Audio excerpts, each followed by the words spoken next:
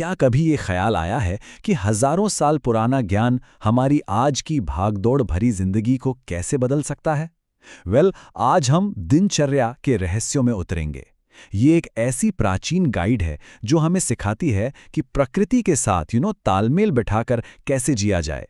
तो आज के हमारे इस सफर में हम क्या क्या देखने वाले हैं? सबसे पहले तो भाई ये दिनचर्या है क्या? फिर बात करेंगे शुद्धि की कला की, सचेत व्यायाम और शारीरिक गतिविधि की, शरीर के पोषण के और आखिर में आचरण के नियम। चलिए शुरू करते हैं। तो सबसे पहला सवाल, आखिर ये दिनचर्या है क्या चीज? देखिए, ये सिर्फ एक रूटीन नहीं है, ये तो एक बैलेंस्ड दिन का पूरा ब्लूप्रिंट है।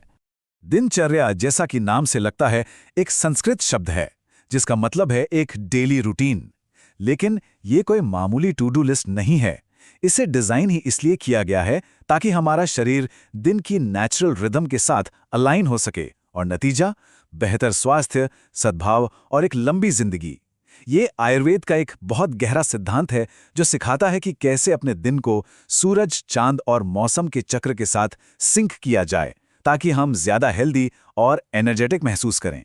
और देखिए, ये सारी जानकारी सीधे इन क्लासिकल ग्रंथों से आ रही है। मतलब ये कोई नई बात नहीं है। जरा सोचिए, ये वही ज्ञान है जिससे सदियों से पीढ़ी दर पीढ़ी संजोकर रखा गया है, सिर्फ इसलिए ताकि हम एक स्वस्थ और उद्देश्यपूर्ण जिंदगी जी सकें। तो एक आदर्श दिन की शुरुआत होती कब है? ग्रंथ कहता है सूरज उगने से भी पहले। जी हां, ब्रह्म मुहूर्त में। ऐसा माना जाता है कि ये जो सुबह का शांत समय होता है ना, वो हमारे स्वास्थ्य और हमारी उम्र दोनों की रक्षा करता है। इट्स लाइक प्रकृति की घड़ी के साथ खुद को सिंक कर लेना। तो ठीक है, हम जाग गए। अब अगला कदम क्या है? शुद्धि, यानी शरीर और इंद्रियों की सफाई। चलिए देखते हैं कि दिन की शुरुआत के लिए कौन कौन से खास शुद्धिकरण के तरीके बताए गए हैं।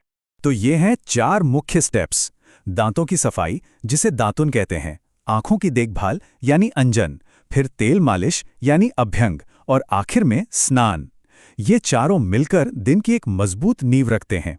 और हाँ, इनका क्रम भी बहुत मायने रखता है, जो दांतों की सफाई से शुरू होकर स्नान पर खत्म होता है और शरीर को आने वाले दिन के लिए पूरी तरह से तैयार कर देता है।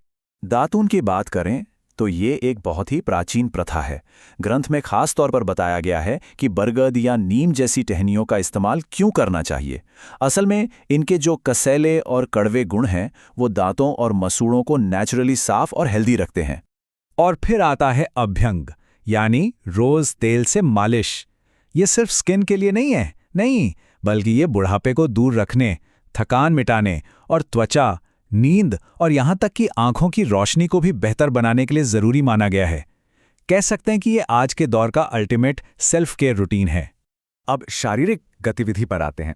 यहाँ जो बात वाकई दिलचस्प है वो है व्यायाम को लेकर इस ग्रंथ का बहुत ही सूक्ष्म नजरिया। देखिए, यहाँ व्यायाम का मतलब सिर्फ मसल्स बनाना या वजन उठाना नहीं है। यहाँ इसका मकसद है शरीर में हल्कापन लाना, काम करने की क्षमता यानी वर्क कैपेसिटी को बढ़ाना, स्थिरता लाना और शरीर को असुविधा और दोषों से लड़ने के लिए तैयार करना। मतलब शरीर को अंदर से मजबूत और बैलेंस्ड बनाना।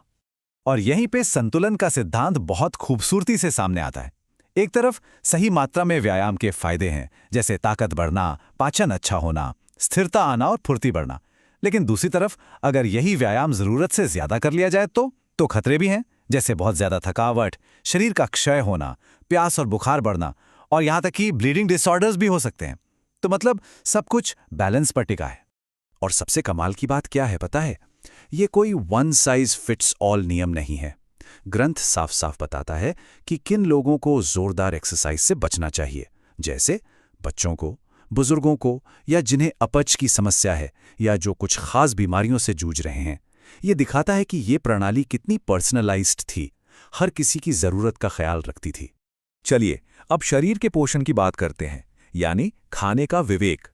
इस प्राचीन प्रणाली में सिर्फ इस बात पर जोर नहीं है कि क्या खाना है, बल्कि कैसे और कब खाना है, इस पर भी उतना ही गहरा ध्यान दिया गया है। जैसे एक बहुत ही प्रैक्टिकल सलाह दी गई है कि खाना खाने के फौरन बाद कभी नहीं नहाना चाहिए। क्यों?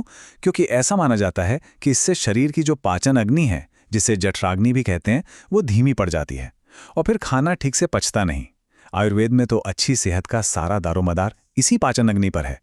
तो ये छोटी सी बात दिखाती है कि दिनचर्या में हर काम के सही समय की कितनी अहमियत है।